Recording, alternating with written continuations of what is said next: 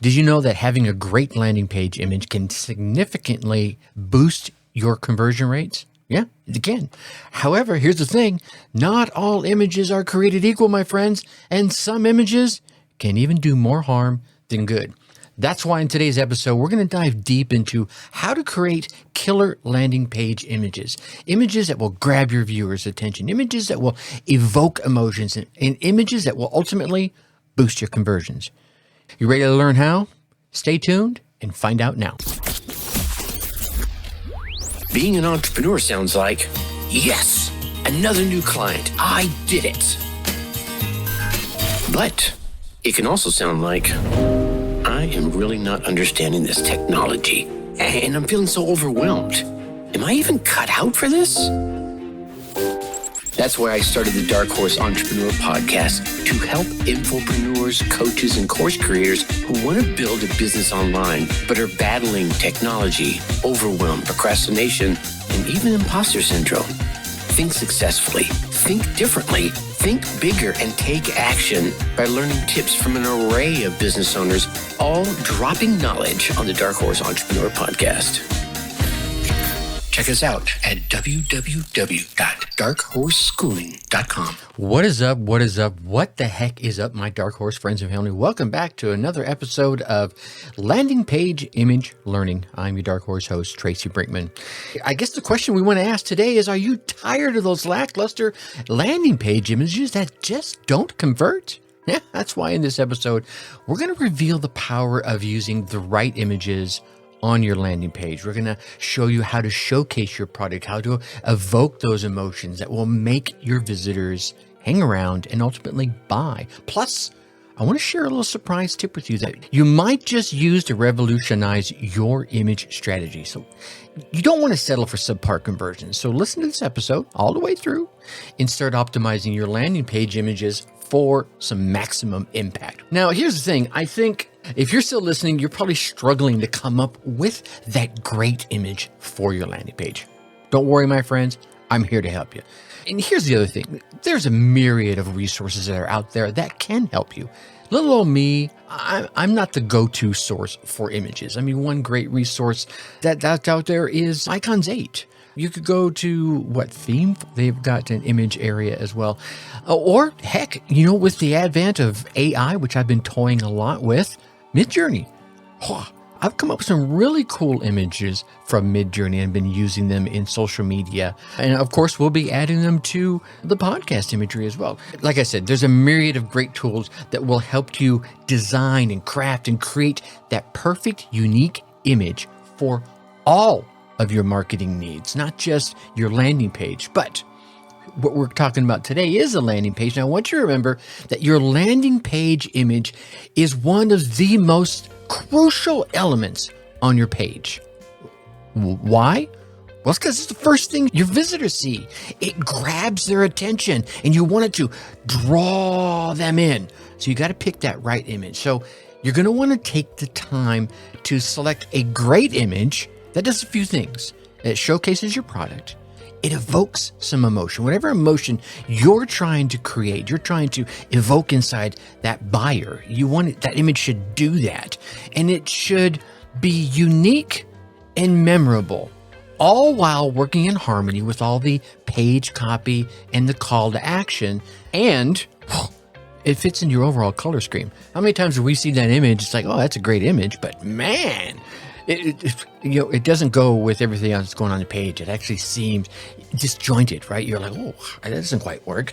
So let's break these down one by one, right? Let's talk about showcasing your product. Look, showcasing your product is essential, and it should be the number one aim you have going on here.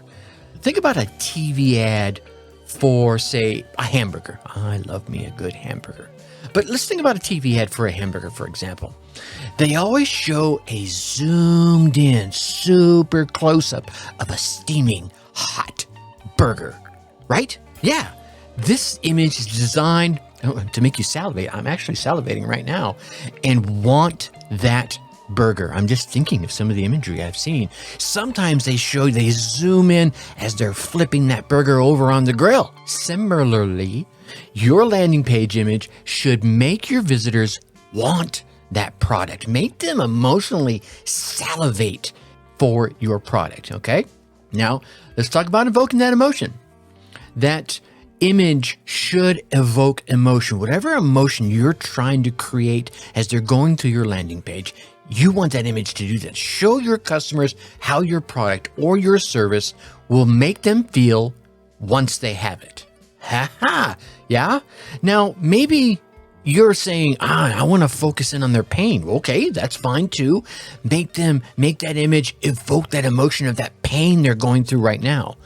I would evoke the emotion of what it is they're going to feel after they have it, because they're like, oh my God, this is what I got. Here's an example. You could show your customer hugging your product and grinning, or you could demonstrate how badly they feel now because of their big problem, the issue that you're going to solve, and then add a second image illustrating how they're going to feel after using your product. So you can now do them both. Maybe you even put them, cantilevered next to each other. Oh, are you feeling depressed and stressed about all the issues with X, whatever X is? And that's right there. And then just below that, the image and the text switch sides. Well, here's how we can, solve that, and then show the other person just feeling all good about things. There you go. You can use both. But the key is you want them to evoke that emotion of how it's going to be after they utilize your product, your service. Now, let's talk about tip number 3 here. Let's not use those stale, old stock images. Look, I get it. It's tempting to find a stock image of a sexy woman looking all over the moon happy and adding that to your page and just checking in the box. There, I got myself a good image. Look, in most cases, stock images, well, they look just like that. They look like stock images, and they don't really resonate with your visitors. And sometimes, well, many times, I see too many digital marketers reusing the same image over and over and over again. And think about being the person on the other side of the screen. Maybe you've experienced this, where you've seen that same image of that person going, yay, I'm a success. And you're like, good God, can you use a different image, please? Well, your customer could be feeling the exact same way. And thus, it doesn't resonate with your visitor. Instead, here's what you want to do, is you want to aim to use an image that is perfect as possible at grabbing the attention and making the conversion, right? Don't use every single stock image is out there. There's so many amazing images that are already out there. There's plenty to pick from. Don't use all the same stale ones. Number 4, let's consider the page copy and the call to action that you have going on, right? Your image needs to work in harmony, in synchronicity, in flow and ebb. And I know it sounds all woo-woo, but it's got to work together with everything else on your page, including the copy and the call to action. Otherwise, you'll be stumbling and bumbling inside their heads and they're just going, I'm out of here. They're going to click and they're going to go away. Consider how your image is being used. Is it being used as a background for the entire page? Is it the border of the page? Is it off to the left? Is it off to the right of the sign-up form? Location matters. If it's the background or the border, then it needs to support the copy without taking too much attention away from the copy. Does that make sense? Okay. But if it stands apart from the copy, it can be a bit more creative and more detailed and more attention-getting. We were talking about, hey, you're going to put that image of that sad person, that sad emotion, and the text next to it. Or their eyes can gravitate straight to that image for a moment and then read the text. Then down below that would be the image of the happy person. And then they could, oh man, that's how I want to feel. And then their eyes can drift over, right? Because you're pulling them along with the images and the emotions you're trying to evoke when they're separate from that. But if they're part of the background, well, you don't want their eyes being pulled away from the copy into the background. You want to be less detailed at that point. Here's one I see. Consider using a cartoon. Yeah, that's tip number 5. Consider using a cartoon. People, for some reason, just can't help to pay attention to cartoons. I don't know what it is. Maybe it's that they grew up with them as kids. I know I did. I'm a Saturday morning cartoon kid. I'm not sure if that's still around anymore, but I know Saturday mornings, you're sitting there, you grab your box of cereal and your bowl, and you sat down in front of the TV and you poured cereal into the bowl of milk, and you just sat there and you just ate until your belly was full, maybe even bulging a little bit. But for some reason, people can't help but pay attention to cartoons. So seriously consider using one on your landing page. If there's at least one cartoon person in your cartoon, it really seems to pull attention even better. The key is to keep the cartoon simple and easy to understand, right? Don't make it overall complex. You're not building a graphic novel here.